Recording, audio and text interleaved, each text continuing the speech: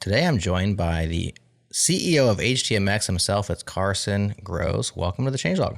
Hey, thanks for having me on. Happy to be here and happy to talk about software and maybe some HTMX and so forth. I'm happy to have you as well. I feel like our paths have crossed a few times. I think you've been on a show I produced, maybe a show that I co-hosted, but never got to sit down one-on-one and just talk software. So this is exciting to me. You have lots of opinions about software, don't you?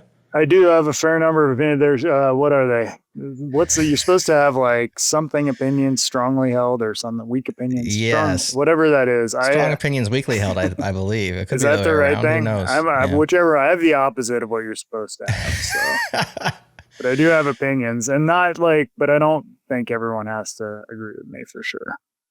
What's interesting about you've had these opinions kind of embedded in software over the years. Intercooler is where it started. htmx it became. Yep. You spent a long time trying to get people to pay attention to htmx. I remember because we had you on Go Time, we had you on JS Party, and you were kind of starting to get some traction. And then you just decided, I'm just guessing, I guess I need to just become a Twitter troll, and that's how I'll actually get attention. Because eventually you actually did rise to the point where like htmx is out there. Like you are a known quantity at this point. Was it? Right.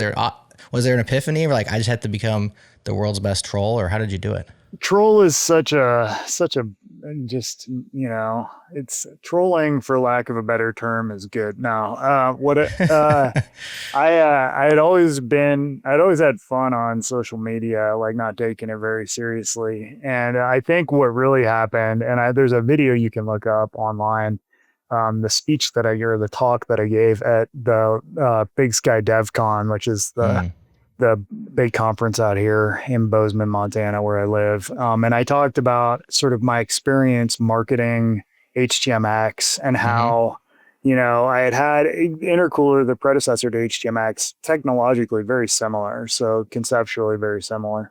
And it didn't have nearly the success that HTMX had.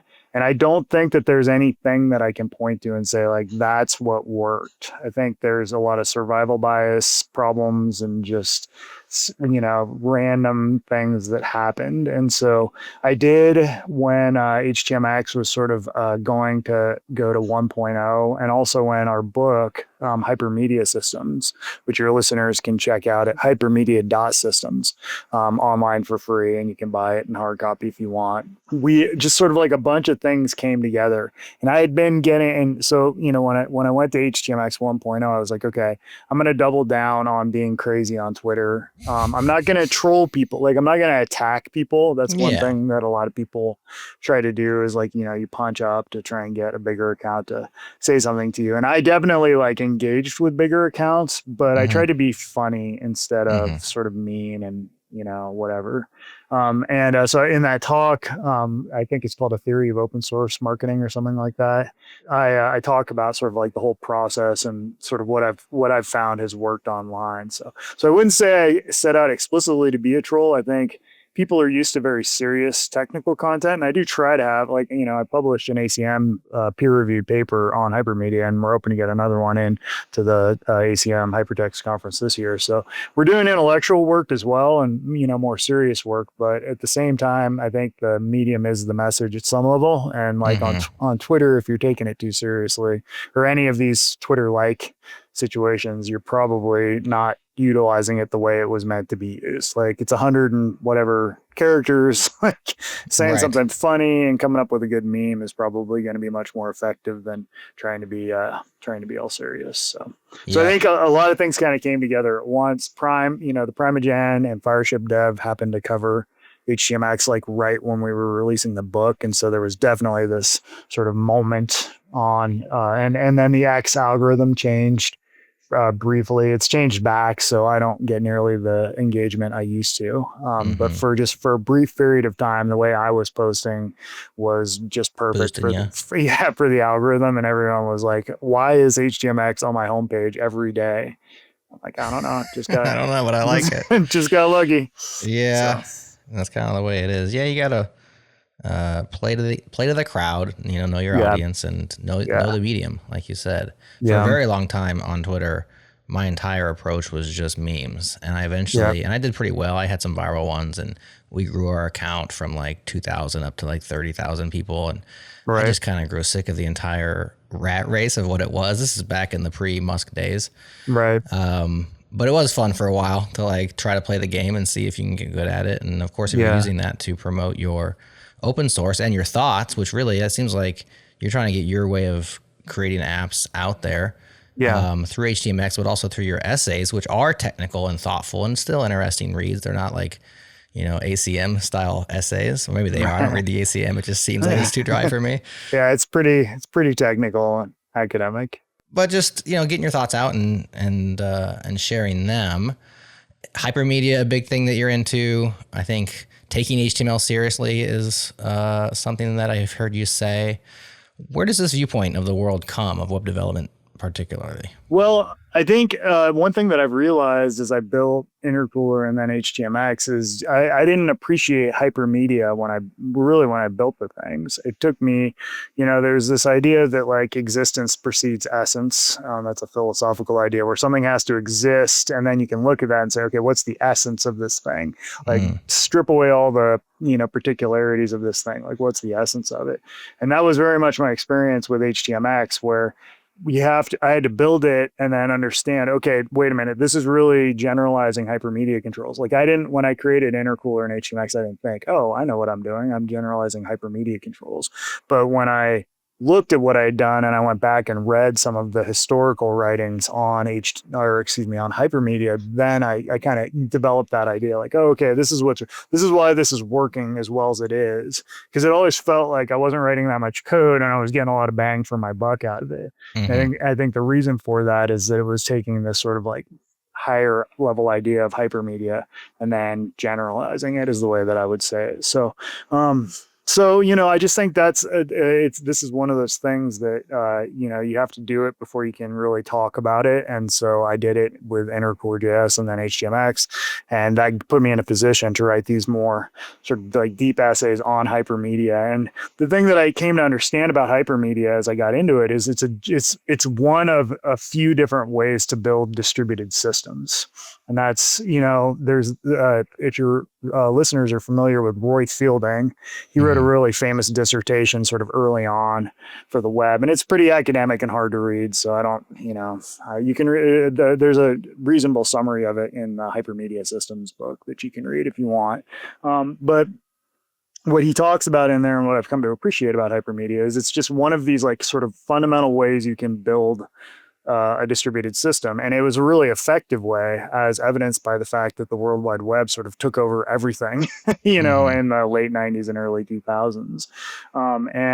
So developing an appreciation for like what's unique about it, what are its strengths, what are its weaknesses, that's just something I've been able to do over the last, say, 5 or 10 years as I've been working on these things. And then I'm trying to communicate that to the broader development world, because the broader development world is sort of left hypermedia behind because of the weaknesses, in particular of sort of the base HTML web model for hypermedia. HTMX tries to address those weaknesses.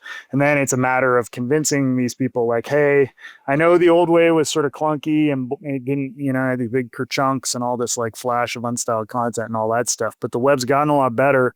And by the way, HTMX can make it even better and make it more effective. And then the advantages of that old approach, which were, simplicity, like there's a simplicity to it, and so forth, or it can be available to you even if you're building some class, some subset of modern applications. It's not appropriate for everything, of course, and so I try to talk about the trade-offs that are inherent in hypermedia-based applications, but it can be used for a lot of stuff. And it's even if you don't use it, I think it's interesting from a technical perspective just to understand the ideas and what the trade-offs are.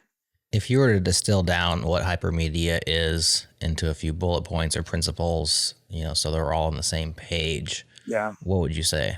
I'd say hypermedia, a hypermedia is some sort of media. So text is the most common media we work with, HTML, with what are called hypermedia controls in it. And that's nerdy, but bear with me. What a hypermedia control is something like a form or a link where you've embedded in the document what Ted Nelson would call a nonlinear control flow mechanism, where you can jump to some other place, or you can submit some information. And that control. So let's use the term control and like, UI controls like buttons and so forth. That control is embedded in the document in a really kind of unique and interesting way. So you have content, and then you've got this control sitting there right in the middle of the content. And so those are hypermedia controls. And what HTMX does is make it possible to sort of like generalize that idea. So a lot more things can be hypermedia controls, and they can do a lot more, and they can replace only chunks of the screen and so forth. And a lot of these ideas are very old. Like the idea of replacing only a chunk of HTML in a screen is has been called transclusion for a very long time, and a lot of hypermedia academics have talked about it, but it just never really caught on in the web, because the only way to do it on the web previously was with iframes. And so HTMX sort of like breaks out of that and makes it more general and a lot smoother. You don't have to deal with iframes and the limitations that has. But that's what I would say. Hypermedia. It's a media, some sort of media. We're most familiar with a text, so hypertext, right, that has these weird things in them called hypermedia controls that can interact with the network and do crazy things like navigational and update style. When you talk about forms, which were added in HTML, these sort of update style operations to interact with a remote system. So the H in HTML, hypertext, right? Hypertext markup language. Hypertext markup language. So that would be a form of hypermedia. Yeah. But HTMX exists, and I guess a lot of these other styles of building applications exist because, like you said, of the lack of tooling or the lack of power that's in the HTML spec or in the elements provided. Was this something like when the Fieldings and the Tim Berners-Lees and early Microsoft, IE browsers, Netscape people, like were they trying to build a hypermedia thing and they came short of it because HTML wasn't powerful enough? Or how did it get to where HTML is a hypertext, but it doesn't have all the controls that we need to actually build what we want to build? I think hypermedia is just sort of a weird thing, and people aren't used to it. People don't, we developers, when we think of when we think about distributed systems, we fall back to this RPC, remote procedure call, like paradigm, just very quickly. And maybe that's because that's what we work in for the most part is RPC. And so that's what I see with a lot of SBA style applications is it's much more of an RPC style application, which is fine. There's nothing wrong with that. It's just different than hypermedia. And so why did they stop with forms in HTML2, and that was a really important advance. I mean, it's to the credit of the web and what they did with the web. All of Web 1.0, which includes like Amazon and Google and all that stuff, like that was all done with Web 1.0 tools.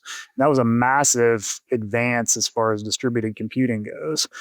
So the anchor tag and the form tag are both very powerful. Just those two little controls are very powerful in some ways, but they just weren't as useful as it could have been if they had kept advancing the web as like the hypermedia aspects of the web. Instead, what they really sort of turned to was more they introduced a lot of APIs that were more client side oriented and scripting. And so that makes some sense to me.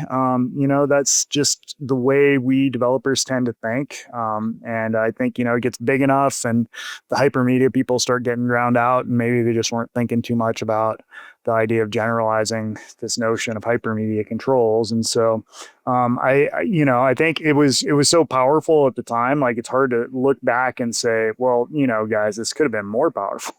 It's just it was doing really well. And then JavaScript was there to address any issues that came up when it wasn't powerful enough. And so we just sort of slid into this world where more and more JavaScript took over more and more. And so therefore there wasn't a necessity to keep going with the hypermedia ideas that were sort of inherent in HTML. So I think it's, it's reasonable. And like we've talked, you mentioned before we got on here, like the term REST has sort of been completely like flipped in its meaning from the start till now because of that. that. And so there's a historical process there. And, Google Maps, I think, shares a lot of the blame because Google Maps came out and it was just this amazing app compared to like all the, if you used MapQuest beforehand, you had to click a button and kerchunk and like go to the next thing. It was horrible. And Google Maps comes out and that's not building in the hypermedia way at all. It's all, RPC style stuff. And it's amazing. And everyone freaked out and was like, well, we got to build apps this way now. So, and I don't think that's, that's totally understandable, but it's just the historical process. So hopefully we can, hopefully we can bring hypermedia back into the consciousness of web developers as a potential and good alternative for some class of web applications. Right. So HTML has the anchor, it has the form, and we do have, Ajax for like, you can build in partial page updates. Yeah. We can build around all this kind of stuff. But what are some examples of the things that HTMX adds that really gives it what it needs to be a full hypermedia API or whatever you want to call it? Yeah, I would say the way I would say it is how does HTMX generalize this idea of hypermedia controls? And so what I've eventually hit on was the HTMX so anchors and forms, what do they have in common with one another? Some user action, a click or a submit, depending on which one, triggers an HTTP request, like a request to some remote server. And then that server responds with HTML. And then that HTML is placed somewhere in the document. So with just anchor tags and forms, that can be controlled with what's called the target attribute. And you can actually target an iframe by name if you want. And that would be transclusion, where you're only updating part of the page. So what HTMX does is it says, okay, let's generalize those things. First of all, any element can be hypermedia control, can participate in this sort of like remote request world as a hypermedia control. Any event can trigger it. So not just clicks and submits, but also, for example, when an element scrolls into view, that's a common time when you want to maybe make a remote request or something like that. And then it can issue an HTTP request. HTMX also supports things that aren't supported by HTML right now. So in plain HTML right now, all you can issue or get and post requests. That's I think a shortcoming of the HTML specification that we have another project called Triptych that Alex Petros, who's a core member on the HTMX team, is really driving. And then we're trying to get HTML to adopt some of the ideas of HTMX. So we're trying to get those other requests, put, patch, and delete are the ones most people are going to be familiar with, so that you can actually use them from HTML as well. But HTMX, you can use all those. And then HTMX, but the final sort of generalization of it is you can say when the request comes back, and that request, when it comes back, it isn't going to be JSON. So you're making a request URL, you're getting back HTML, and you can say in HTMX, I want you to target this element. And the element that you target doesn't have to be an iframe. It can be any element on the screen. You use CSS selectors to pick it out, and then it'll replace that element. Or there's a few different options you can say, either replace the whole thing or put it inside the thing, or maybe put it at the end of the thing or whatever. And so that's really what HTMX does, is it takes the sort of specialized ideas that you find in anchor tags and forms and then generalizes them. So, any element can act like a hypermedia control now and can replace any part on the page. And if you were to provide the virtues of that, like here's why hypermedia is better, or, trade-offs, et cetera. Right. Yeah. As opposed to the way we're building web apps nowadays, which is very much more of an RPC style thing. What would you say?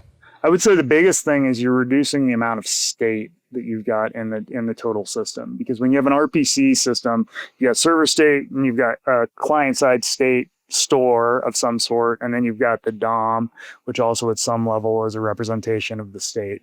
And all three of those things need to remain in sync via callbacks or whatever, and blah, blah, blah. And so that's complicated. That's just another layer. Whereas if you go back to the hypermedia model, there's really just the server and the DOM, and that's it. And so you collapse one layer of state and state management that you have to worry about. So you're not really talking about like client-side routing or any of that stuff. That all goes away.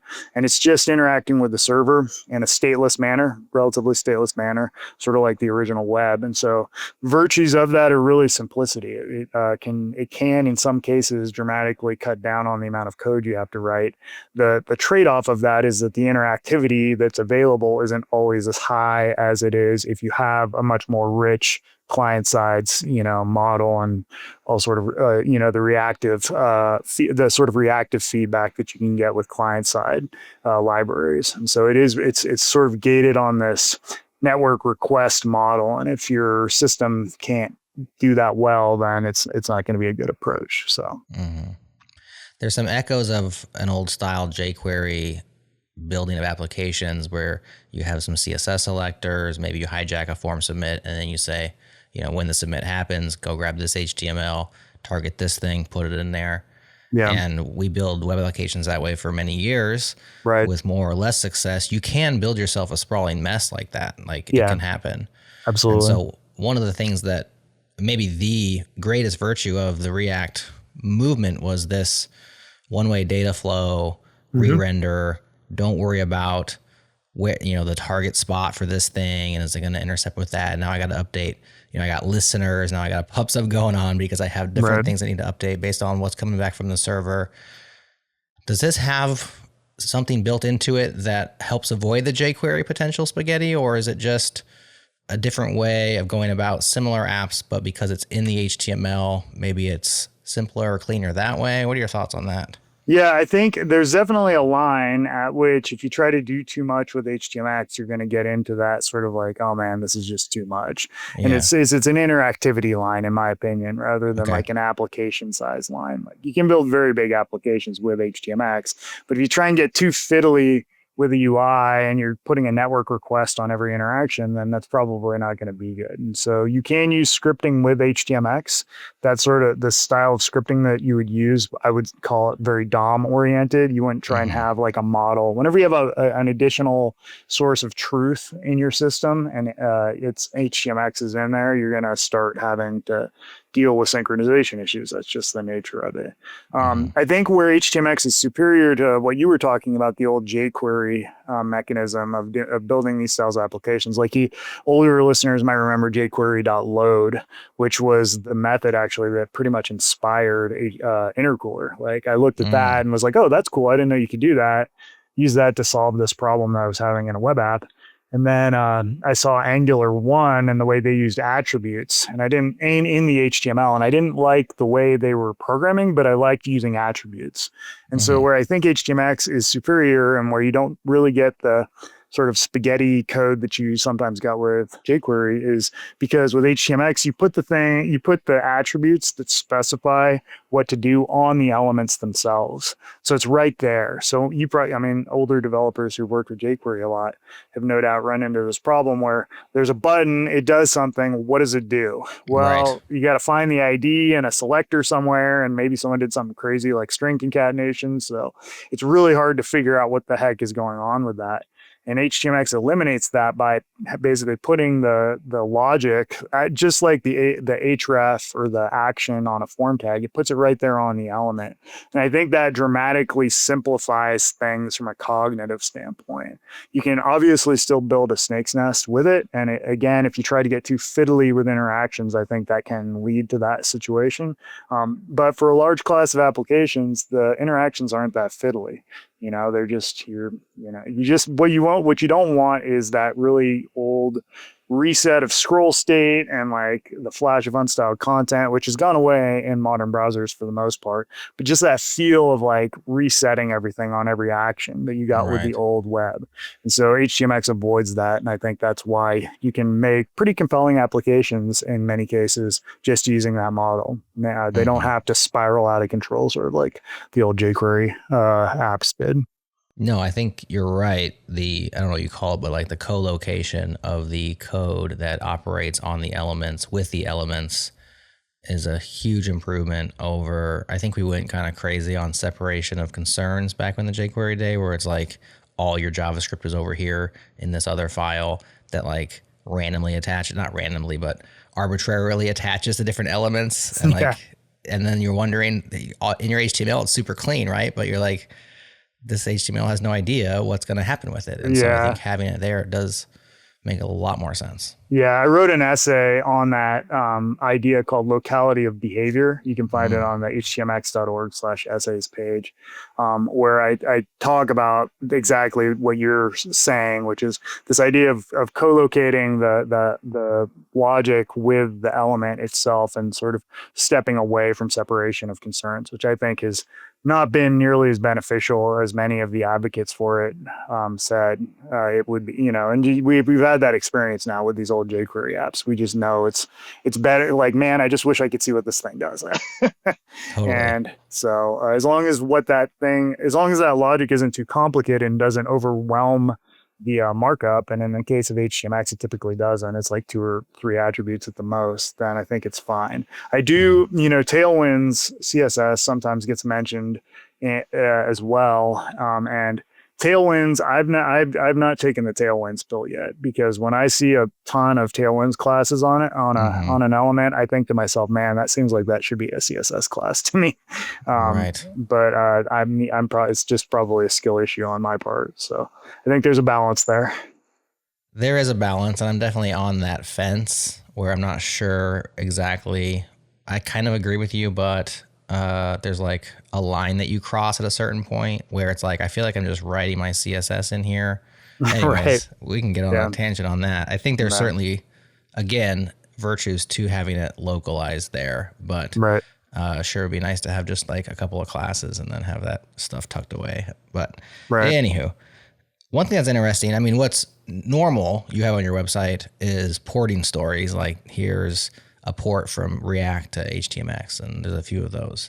What's abnormal, and I found refreshing and cool, is you actually have a counter port. It's not really a port, it's a lack of a port. It's Gumroad. They were going to choose HTMX for a new system, and they actually decided not to.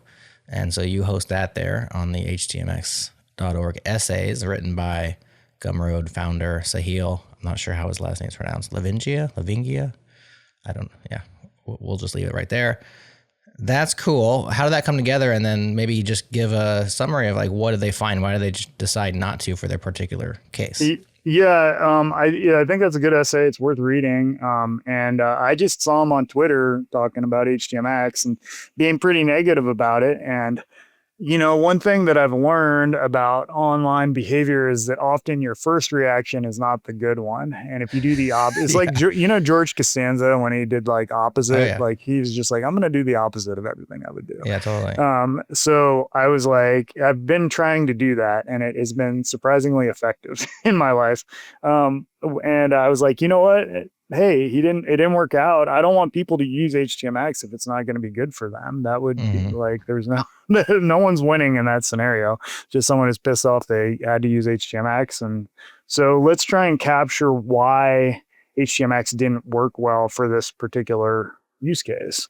And so I asked him like, hey, would you be willing to write an essay on it? And he agreed, and sort of went through and like, here's what we found. I would say the way they were using HTMX was an SPA developer using HTML. It was like kind of a square peg round hole situation. And so they weren't using HTMX the way I would use it. But at the same time, that's going to be the same experience that a lot of SPA developers have.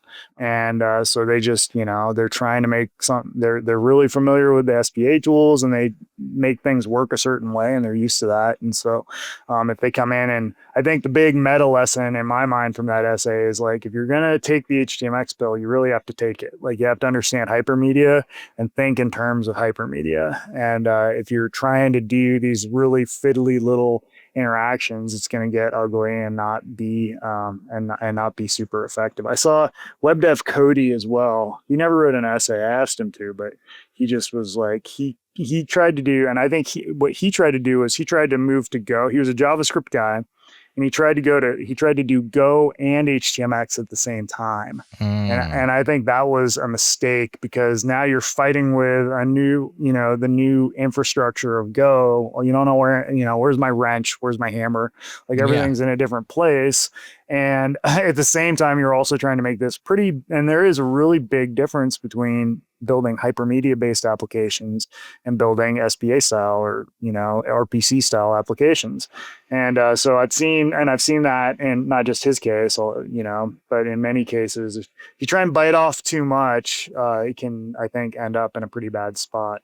I always recommend that people try HTMX out first on, for example, like an internal tool. Maybe you've got like some underserved internal tool that is used just by your, coworkers, support or whatever it is. And it's just like an old school, like Perl app or, PHP or whatever. Right. And maybe try sprinkling some HTMX in there and see if you can get some quick wins with it. And then that'll sort of show you what the strengths are rather than, okay, we're doing, someone on Twitter said Hypermedia is good. So we're going to rewrite the whole app in Hypermedia and we're going to try and make it all work exactly the same. So one of the reasons that I found, they did list like 5, I think, reasons why, bullet points. And one of them I found interesting, which is a little bit outside of your control, and it was AI and tooling support. And this is probably outdated at this point because even I've had this similar situation with AI tools with Elixir. Like the earlier versions just didn't really know Elixir very well. It wasn't very good at them. And now as I've reached, I think Gemini 2.5 and specifically Claude 4 is just better. Like it just knows more. And so like that problem kind of went away to a certain degree. But there is kind of that old saying, nobody goes to that restaurant anymore. It's too crowded. It's like Next.js sucks all the air out of the room. And so people are just going to pick it because it's what they know. It's what everybody else does. It's where the jobs are, where the money is. And so at a certain extent, some of the reasons why people make choices aren't actually based on the merit or anything you can control at all. They're just kind of like, well, popularity is its own merit. Nobody ever got fired for buying IBM is like maybe frustrating to people who are more philosophically inclined, but it's just the reality of life. right. Technology is very much a winner take all sort of situation. And in many cases, although we do see, Microsoft, for example, was like the big dog for a long time and then was down for a little bit and now it's maybe back. And, right. So these things that seem inevitable, like there are these ebbs and flows. And, one thing I say in that talk that I gave at Big Sky Software is if you're a little guy like me, like it's just me and a couple other guys working on HTMX, really the important thing I think is hanging around and waiting for the winds to shift in a direction that is favorable to your technology. And the best way to do that, my experience has been, is to stay unrelentingly positive and like funny and just have fun. And so that's one reason why is, like I told Prime the other, like when I was on a show once, like being funny is no joking matter. Like you have to like keep it fun or you're going to quit because it's frustrating. And these people are just picking that because Facebook said so or whatever. And you just have to be okay with it. And like, hey, we're going to go over here. We're going to have our fun and we're going to, make some funny jokes. And the technology is serious. There's, good ideas behind it. And I'm happy to talk to people about those ideas. But I'm not going to let the fact that, so many people pick Next.js by default and pick the SPA approach by default knock me out of the game. Like, because I'm not changing that anytime soon. But I think we made a dent, and we made a dent because we're just hanging around and having fun and being, saying some interesting things. So persistence absolutely pays off. Yeah, especially if you can stay positive and interesting for long enough. Yep. People will eventually pay attention to you. So Next.js, of course, lots of money behind that sucker. Yep. HTMX, like, do you have a goal in mind? How do you make your money? Is this just like something you do because you're a consultant and you use it yourself, or like how do you make your living and how does it play into that, if at all? I teach at Montana State University, so I'm a professor. That's how I make my salary and healthcare and all that stuff. HTMX does have a fair number of sponsors, many more than I ever expected, which I'm very appreciative of. But I try to treat that money as not real because it could evaporate tomorrow. HTMX is BSD 0 licensed, so there's not money to be made. There's no plan there. There's no plan. Yeah. Do I look like a guy with a plan to you? Do I look like a guy with a plan? I wasn't going to say it. You look like a St. Louis fan. Yeah. That's all I got. But you're out there in Montana. So how do you get to be a St. Louis fan? Sam, that's a funny story. I've actually never been to St. Louis in my life. Okay. So I coach youth baseball. That's like Uh-huh. my other like cape that I wear. And I was in California for a long time. That's where I grew up. And in California, it was impossible to be the Giants or the A's or the Dodgers or the Padres or the Mariners. Like you just could never be any of those Oh, teams. they're all taken by the time you go submit your name. Yeah, exactly. They're all like Gotcha. the cool coaches get all those. And I got sick of fighting over it. Not, I grew up a Giants fan, but, Okay. but the Cardinals were always available. And I was like, I don't know. I like the hat and like kind of Yeah. cool. I respect their program. So I had, we just had all this Cardinals gear laying around because that's what my little league teams always were. And then, the MLB TV came out and they wouldn't let me watch the Giants because it was in Oh, market. like regional stuff. Yeah, Yeah. exactly. And so I was like, well, I got the hat. I might as well start watching the Cards, I guess. And so I started watching the Cardinals and it just kind of spiraled from there. And now I like the Cardinals more than I like the Giants. So That's hilarious. I had a yeah. similar experience in my childhood for some reason, just based on the markets, is that for some reason I'm here in Nebraska and Mm, I don't know why it's this way, but when I was growing up, like in the 90s on TBS, I think it was, yeah. every weekend it was just The Atlanta Cubbies. Braves. Oh, No, Atlanta Braves. That's, Braves. yeah, no, sorry. Yeah, Which, why Braves. would it be Atlanta? I guess probably because in local Turner. markets they went, yeah, there you It's go. Turner's out of there. Yeah, so like I don't know why, but like the Braves was what was on, and I watched the Yeah, Braves like religiously as a kid, and I right. just loved them. And they actually were a good team back in the '90s, good Yeah. pitchers, No, etc. They had some yeah,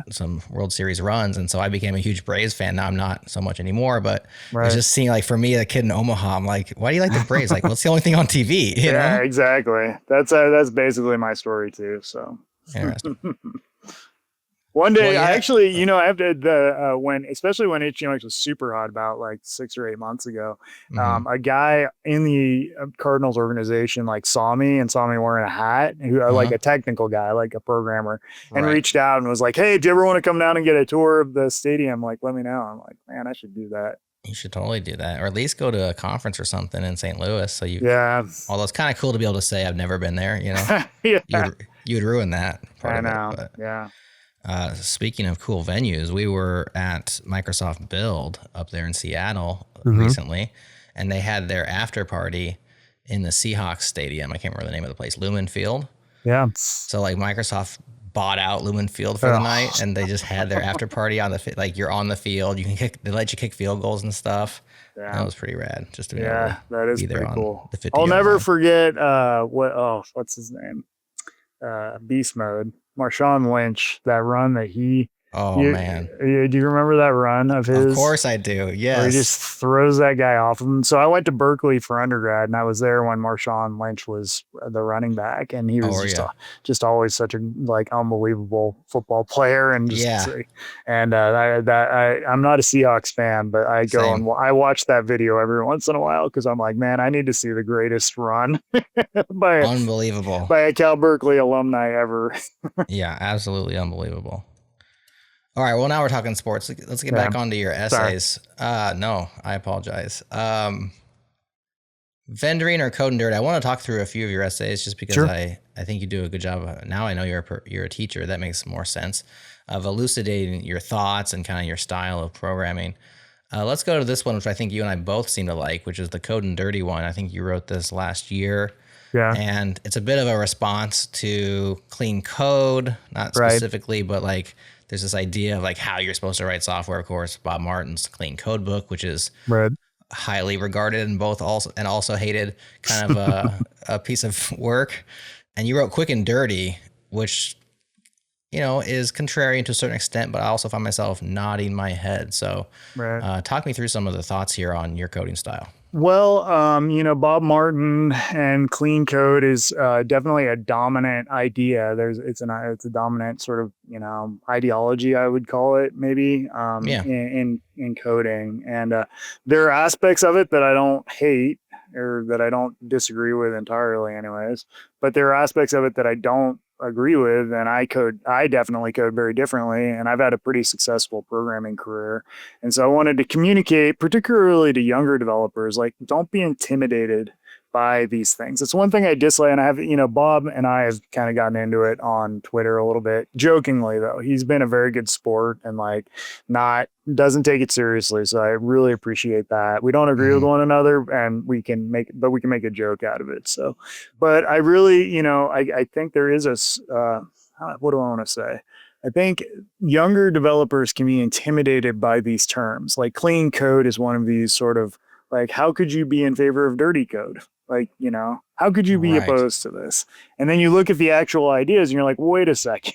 Like, there's the headline and then there's the actuality of it. And the headline, of course, everyone wants their code to be clean, but then the realities of the recommendations, I think, don't necessarily hold up. And so now that I've had some success as a programmer, one of the things I'm trying to do is to go out and say, like, look, guys, I do things pretty differently than most of these, particularly sort of the consulting oriented, clean code, agile, like that whole world. The way they say to do things, I do things pretty differently. And I've had a pretty successful career. And so that was the inspiration of this essay. And I think there were three sort of things that I went at. So I don't believe in short methods for the sake of being short. I think long methods are okay. And I don't unit test my code. Like I don't do TDD. I do test my code, but I don't necessarily do unit testing and sort of what I would call ideological approach of like always writing a test before you write any code. And then the last thing that I take issue with that I sort of say, this is how I do things different, is I tend to write code with classes that are much denser and bigger than clean code advocates would recommend. And so I tend to mix concerns. I have classes that do more than one thing, which is something that clean code people would object to. So those are sort of the three things that I picked out in that essay to focus on. So, and I'm happy to go into each one individually. Yeah, let's talk about big functions, because I've definitely done it both ways. Early on in my career, you don't really have opinions because you don't know what's good or bad. You're just like, I need to make a thing, and so I'm going to try to make the thing. And so I was very open to advice. And I remember early on in the Ruby community, I took Sandy Metz's advice on many things. And one of the things she said, of course, she's very level setting in her ideas, but she'll say, follow the rules until you know better, and then break the rules all you want, as long as you know why you're breaking the rules. One of the rules that she had was short functions. And I think she even says like 5-line functions, like just give yourself 5 lines. And if it's more, just have another function and just do that for a while. And eventually you'll know why, and you'll know when not to, and you'll break that rule. But there's a rule. I think it was 5 lines, which in Ruby is very small, because like 2 of them, like we're not using curly braces. So like 2 of them is the def and then the end. And so you're like, what, 3 lines? I tried to follow that rule for a while. And I found it incredibly constraining.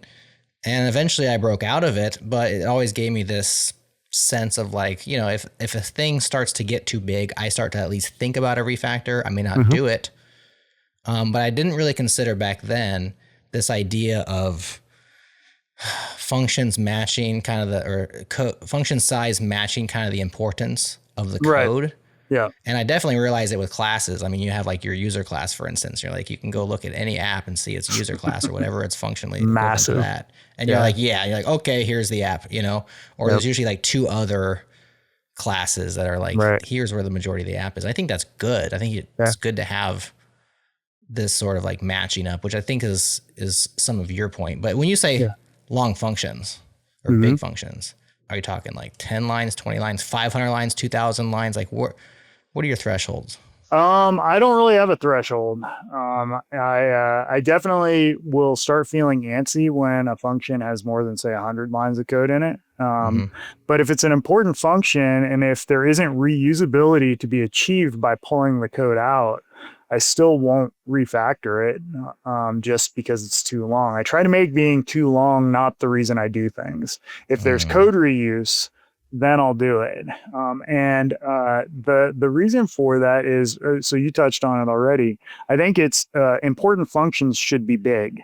Like important things in general should be large and unimportant Mm-hmm. things should be small. And so when you go into a code base, if there's 100 5-line codes, it's kind of hard to get a handle on what is happening there, and obviously it depends on exactly what style of code that is. Is it like a library, like a list thing, or is it Sure. like domain logic, or is it controller logic, or whatever?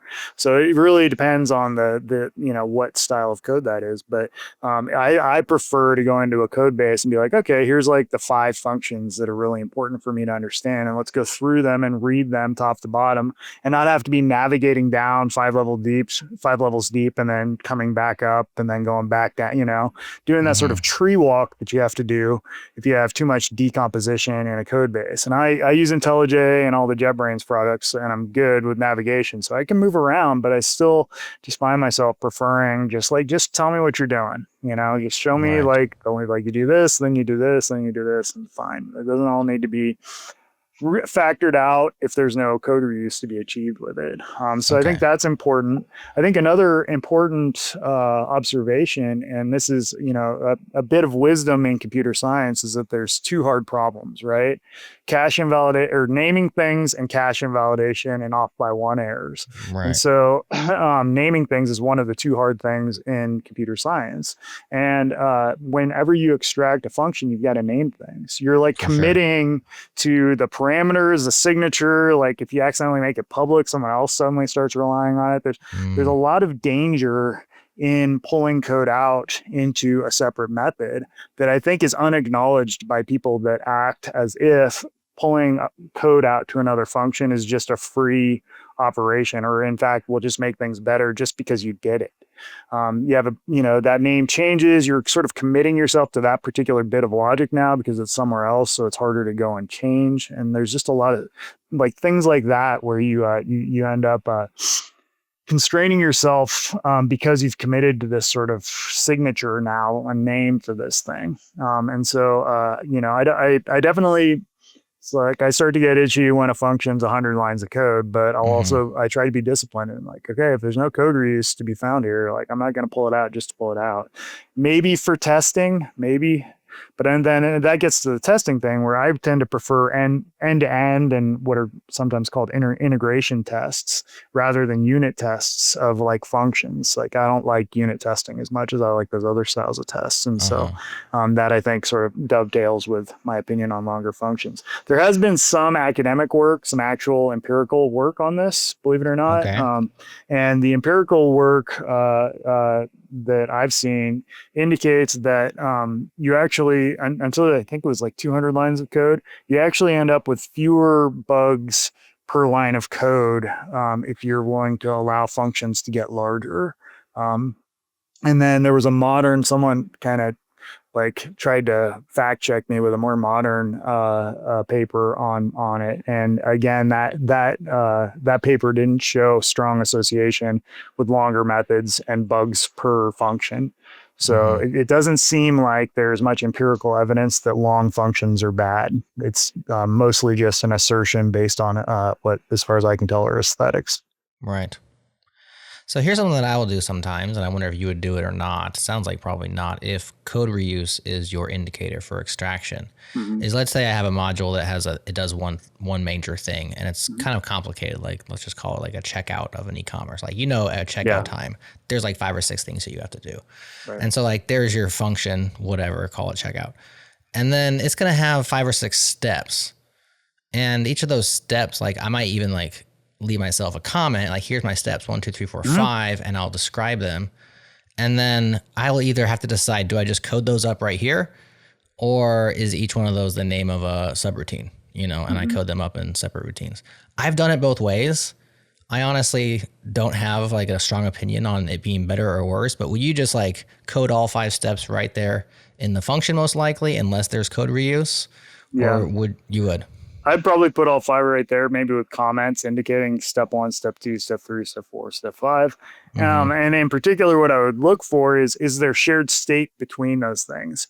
because if there's like more than one thing that's kind of crossing boundaries for those 5 steps, now extracting that out like can get dangerous because you have to encapsulate that state, and are there callbacks or like some crazy, you know, you don't want some crazy callbacks. So like, but I would be inclined to write it the linear way with just ifs and loops, and then if that proves to be unstable or I need to test them individually or something like that, then maybe I would extract them at that point. But I definitely wouldn't extract them.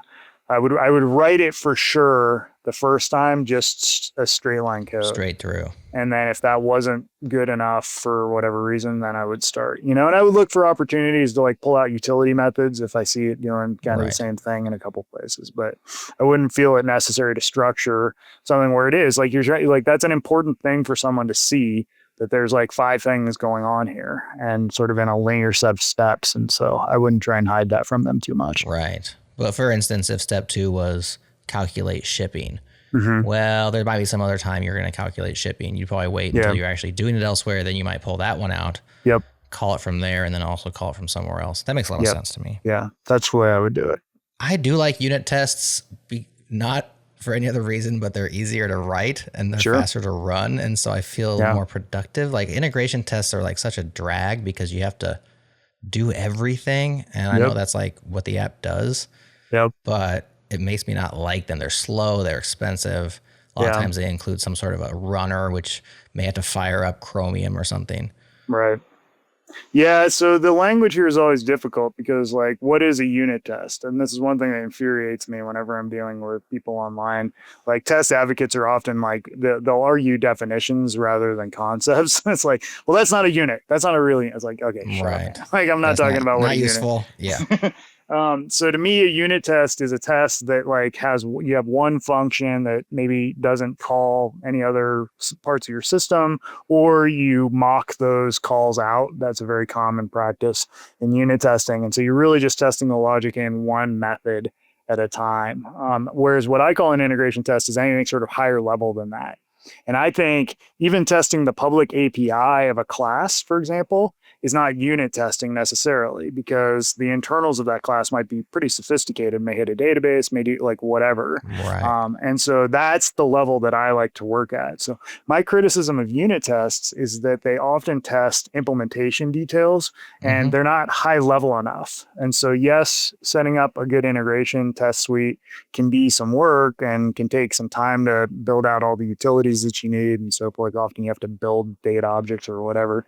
But my experience is that those tests tend to survive much longer because they express higher level truths about your code base. Whereas unit tests tend to express more ephemeral, like this is true for now, but then if I go into a refactor, then they're all going to break. And the real hard thing about that, in my opinion, and one reason to maybe be a little bit more careful with your unit tests is that when you get a large unit test suite and you've got thousands of tests, that size has its own quality of like leaning on you. Like you can't do a big refactor because you're going to break all these tests. And which of these tests actually, like which of these tests that are broken are tests that are broken because we did the refactor and we want them to break? Like, and which are tests that we actually broke something important? And that can be really hard to tell when you get, like I've worked at companies with 50,000 tests that take 10 minutes to run. And it's like, I'm not going to refactor anything because if I do, if I try and clean it up, it's just all this stuff is going to break. And I'm going to spend 4 weeks trying to figure out what is really broken and what just went away or whatever. And so that again, I think that's one reason to try to get the assertions that you make about your system up to higher levels, sort of away from the details of like the implementation, which unit testing. And again, you can argue about language and all the rest of it, but I think unit tests tend to test implementation details too much. So, but I acknowledge 100% what you said, which is that the higher level the tests get, the harder they can be to run. They take longer to run because you got to set up maybe some state and so forth. And then when you get to end-to-end tests, like you're talking about browser tests, like it's so far away from the code that like, okay, did this test break because a label changed or an ID of an element changed, or did like something actually break down in the mock? And so I love end-to-end tests, but I think you have to be really careful there too, for exactly that reason. You need to keep that end-to-end test suite relatively small. Otherwise, people just start ignoring it because it breaks all the time and no one can figure out what's going on with it. And that's why, again, I really focus on what I would call integration tests, for lack of a better term, just like not unit tests and not end-to-end tests. So what are those? I don't know, integration tests. That's right, somewhere in the middle. Those in-betweeners. Hopefully they can run fast enough that they're still not like incredibly painful. And then when something breaks, it's more obvious than in the end-to-end case. So things break less frequently than unit tests and more obviously than end-to-end tests. So that's why I speak up for what I call integration tests, but I don't know. There's certainly a give and take with a test suite where it's like, on one hand, it's kind of an asset that you have because it gives you assurances that your software continues to operate the way it was designed. Of course, with the asterisks in there that maybe, you tested it wrong and stuff like that. But on the other hand, if you value that asset too highly, now it's actually holding you back from making progress. And so in smaller code bases, especially ones where I'm the primary author, I have no problem either refactoring the tests right along the code or deleting the tests. Sometimes after I write the unit test, it's already done its job. I know the function works. Test can be gone. But in large projects with multiple developers, you didn't write those tests in the first place. You don't know if that test is passing because you changed this interface in a way that makes sense, or if you actually broke something unbeknownst to you. And so it becomes can become a hindrance to progress in that sense. Yeah, and I think this is similar to the case with extracting functions. Like, people act like adding a test is cost-free or like always a net positive. Like, there's no cost associated with it. And that's just not true. Like, extracting a method, there's a cost associated with that. Adding another test that like isn't gonna, even if it's testing correct behavior today, if it's super low level and testing like a particular implementation, like that can hold you back from changing that implementation. And people say, oh, well, you just refactor the test too. And that's fine to say. But as you point out, when you get into a big development, or even if you can't remember why you added the test, which I'm old now, so that happens. Like, what was this test even doing? I don't know. Then it's not as easy to just delete tests as people say. So there are costs associated. I think that's one meta point I would make to anyone who's listening, and is particularly younger developers, is that all these things have costs associated with them. Like closures are another great example. I love closures. Like, I love doing data structure manipulation with sort of functional style maps and all that stuff. But closures can get super out of control, and you can turn into a callback hell like you have in JavaScript. And so many of these tools that we have, it's just Aristotle again, right? Like, there's like underuse and overuse, and then there's the golden mean, and figuring out what that golden mean is sort of wisdom in development. So I think anytime you get someone who's like, X is the way, it's like, well, okay, but like there's probably some trade-offs that are associated with that. And I like to talk about those trade-offs and not present any particular tool or approach, or certainly the way I do things is like always unilaterally just the best way to do things.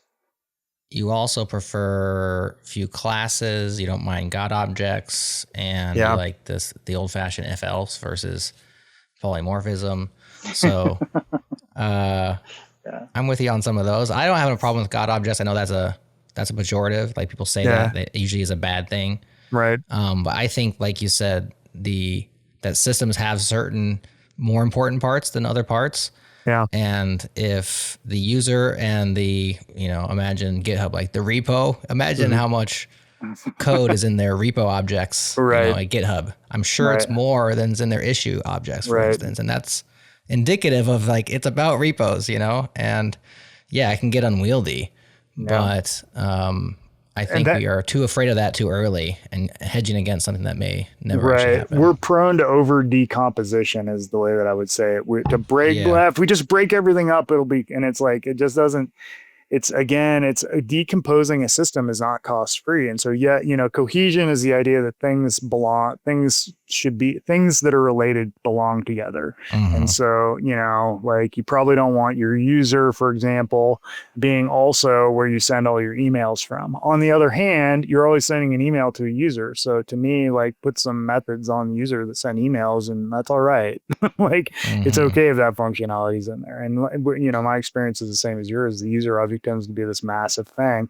And I just don't think it adds much to break that up a whole bunch. Like, and in fact, again, I would say there's a cost associated with that. If you have everything in one file, you know, if you have everything in one class, then it's easier to communicate across. You don't introduce additional lines to your UML diagram, right? Like that's right. Whenever I'm not a big UML guy, but I do know that like more lines is badder in UML. And so, you know, the insight there, I think, is to be careful with your decomposition at the class level, not just at the function level. So I think it's just, you know, same thing. Well, one place I'll break from you is that I've, in my career, moved from Ruby over to Elixir about 10 years ago. And the pattern matching properties in Elixir allowing me to match on function invocations and have multiple functions of the same name with different, you know, arguments coming in have really simplified, in my experience, my maintenance of branches, what I call like inconfident code, like defensive code. That's what I used to call it. It's like so much of your code, especially at the top of a function, is like making sure you didn't end up with a thing that you didn't want to end up with, you know? Right. And of course, all the TypeScript people are yelling right now, but I like that more than if else. But what are your thoughts on that? Have you worked in languages that have pattern matching at the parameter level? I haven't worked in a language that uses pattern matching as the primary dispatch mechanism. It looks a little weird to me. I'm just a Java guy. I grew up. It did look weird at first. Yeah. And so I'm just a Java guy. I don't have a problem with it though. Like, you know, I think it's probably very effective. And when I say ifs and loops, I think that's more of a spiritual ifs and loops than like the actual ifs and loops.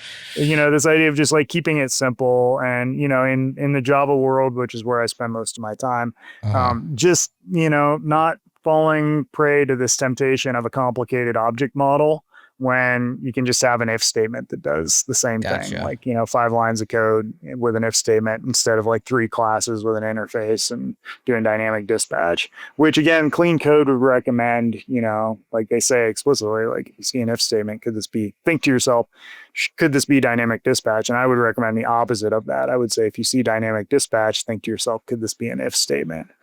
Because you'll reduce the total cognitive load by getting rid of all these additional crappy small classes that you've got that just do, you know, they're just there basically to do an if statement. So I don't, you know, I've never worked with Elixir or like Haskell or these languages that really prioritize pattern matching as a dispatch mechanism. So I can't have a strong opinion on it. So, but I mean, I know a lot of very smart people who love it. So that seems indicative that there's something very good there. Yeah. For me, it's like the only way I've actually felt a lot of my conditionals melt away without huge cost, because everything's still right there. The function name is the same. And you just have like a list of handlers effectively. Right. It is an if statement at some level. It's just a higher level way of doing an if statement. Right. But it's not passing you off to some new class that just has like a, you know, and you're just instantiating a new object and then calling this thing on it, which is basically what the Java story is. So maybe that's just maybe at the function level is like the happy middle ground there. I don't know. Yeah. Let's talk vendoring. The last one here. I'll let you go, but this is a topic that's near and dear to my heart, just because it's so much of what we do is dealing with other people's code and how to do that well, and then failing to, or when to do it, how to do it, etc. Vendoring, of course, is the concept of a pretty simple concept of just like actually copying other people's code into your project versus statically or dynamically linking to it. And you wrote on this as well. Your thoughts on vendoring? Well, I really like vendoring. I really like when libraries go out of their way to have no dependencies. And particularly when you talk about JavaScript libraries like htmx. htmx is designed so that it can be added to a website just with a script tag. Like, you don't need to adopt a crazy build tools, you know, as I've heard very good things about Veep, but still, like, your average person is like, I just want to put a script tag in the header and like be done with it. And, you know, I think some of the programming dependency management was an important advancement in computer science. Like, I don't want to downplay it. But I do think we've maybe gone a little overboard, and I think some communities have gone more overboard than others, and the JavaScript community is one of them, where you add a dependency and then 1,000 other dependencies get dragged in, and now like you have to have a pretty sophisticated build system in order to make that software work. And I don't, my experience, for example, for some reason, this seems like such an easy problem, but like I've used 3 or 4 different static site generators in my life. And they're just like, whenever I go back to these old sites and try to upgrade, it's just everything's broken always, like the cross dependencies and like, boy, it's just, I've had so many problems with upgrades like that. And so to me, I think library developers would be, they would do their users a favor if they weren't, libraries in particular, apps are sort of their own thing. Like you've got your dependencies and it is what it is. Sure. But if you're building a library, I think it behooves you to try as best you can to have as few or ideally no dependencies beyond, just the code. And if you've got to pull in some code and write it yourself or whatever, then just write the test for it. And obviously that's not always realistic. Like you're not going to do your own SSL library or something like that. But right, do not write your own crypto. Right, but typically that stuff's provided by the system, right? Like most of the stuff you shouldn't write is typically provided like just as a base library by the system. And so I think particularly in the JavaScript world, I think a lot of libraries could. And I've seen I forget which library it was, but there was a guy on Twitter talking about how like each release of his software, he had fewer and fewer dependencies. And like in release 5, he got to 0. And it's like, that's so awesome because now your software can be used without all this other complicated stuff. And yeah, the JavaScript community is comfortable with Vite or whatever, but like there's a lot of people that just want to do web development that don't want to deal with all that. And I actually think, so, you talk about vendoring. The idea of vendoring is just copying the code into your code base. Right. And I think there's actually a big opportunity right now for a vendor-first dependency management system that keeps this idea of transitive dependencies, right? Like, there are going to be times when a library is going to need to depend on another library, and figuring that out is difficult. And that's a big value add that these dependency systems do. But I also think that you could do that. And instead of having like end products, like compressed JavaScript that's unreadable or whatever, or in my case, just Java, jars, like whatever that are, you have to go and download the source code from somewhere else. Instead, what you could do is you could have a system like that downloads the source into, say, a lib directory and, uses some naming convention to keep everything, but just has the source of the libraries there. And then when you compile your project, you compile your project and you compile that source all at once into the final product. And what's really nice about that is then you can check that source in. That can be part of your project. People don't have to have that dependency management system on their system in order to just check out and build your project and run it. And the other important thing, and I think this will become more important over time, is now you can see all the code that is in your project due to transitive dependencies. And so it's going to be a lot easier for security analysis and trusting. Like you'll be able to build you'll be able to build your app and then ship it to production without this, what to me is pretty crazy. Like when people do builds in production and they're actually doing dependency resolution, like in production and then shipping that out, it's like you're trusting a remote system, like at the very last minute to give you the exact same code that it gave you previously. And that seems like a really bad security and just general stability idea to me. Like to me, I wish Java had this where I could just say, okay, these are the libraries that depend on, figure out all the transitive dependencies and then put all that code in my code base, say in a lib directory. And then if I got questions about how something works, the code's just right there. And I can do an audit of it and make sure there's no inappropriate file system usage or anything like that very easily. So I think there's a big opportunity right now in what I would call vendor-oriented dependency managers, where you have a dependency manager that focuses on delivering source to the project instead of sort of final products like jars or compressed JavaScript or whatever. Right. Sorry, that's a little bit of a rant, but I've been thinking about interesting. That. Ruby on Rails used to do that. I wonder if it still does. It wasn't the happy path, but like you can Yeah. literally, I think that's where the term vendor came from, is you could Yeah. literally type like Rails vendor and then something, and it would, Yeah. instead of like putting them in your gem file and then Yeah. having a gemfile.lock and, Yeah. downloading them to wherever they are on a system, it would Right. actually unpack all of that source code into your vendor Yeah. directory. Yeah. And that was good for deploying it because it was all right there, but it also has some drawbacks. Like if you're going to check it into your history and stuff, every Mm-hmm. time you update your dependencies, you're Yep. having these huge splats of like files Yep. updated, and it can be a little bit gnarly in that sense. So I think there's pros and cons, but I do think it's an interesting way of going about it. Yeah, well, I think I remember the Rails way of doing it, and I remember it being a little janky and It was. not working, like, because it just wasn't like the focus of it. And then the other thing I'd say is computers are pretty fast, so like big janky check-ins are okay at this point. And I Sure. don't know, like I feel like I would rather see like what changed with my dependencies, and have someone who's in charge of managing that, and maybe is in charge of the dependencies and doing that work on their own machine. And than the situation now where I just like get new random jars and I don't know what's in them or what's changed or anything like that. So I Right. do think there are a lot of trade-offs. I think there's an opportunity there. You'd have to do Yeah. it right, and you'd have to be smart about it for sure. But I think there's an opportunity there. And I would couple that with this general plea to library developers to reduce the number of transitive dependencies that they bring into projects as well.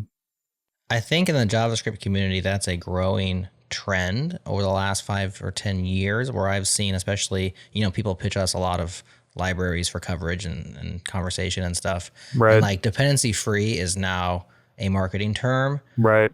which I appreciate that one. There's some marketing terms which I think are silly, like modern. Everybody puts modern on there. It just means like they just got finished writing it. Right. But but dependency free has actually like become a term of art that people will Right. put with their pitch. Like, hey man, no dependencies. Like, and to me, that makes it more exciting. I'm like, cool, I can more easily recommend this tool just because Yeah. I know I'm not dragging something else along for the ride, unbeknownst to me. Yeah, exactly. And I have to point out again, this is one of those situations where it's like we had bad vendoring where you had to manage everything yourself.